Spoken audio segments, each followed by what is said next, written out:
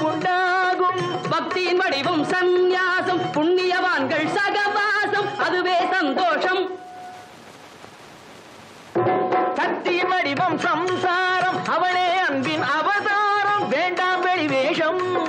காசிநாதனே என் தெய்வம், கட்டிய மனைவி குலதெய்வம். காசிநாதனே என் தெய்வம், கட்டிய மனைவி குலதெய்வம். மனைவியும் தெய்வமும் ஒன்றில்லை, மனைவி இல்லாமல் தெய்வம் இல்லை. மனைவியும் தெய்வமும் ஒன்றில்லை, மனைவி இல்லாமல் தெய்வம் இல்லை. சரியோ இனி அவளுடன் இருப்பது சரியோ, அவள் துணையினை பிரிவது முறையோ. பகைதான் வளரும், பகையே அன்பாய் மலரும். பிரிந்தவர் இணைந்திடப்படுமோ, கலந்தவர் பிரிந்திட தகுமோ. இல்லறம் இல்லறவே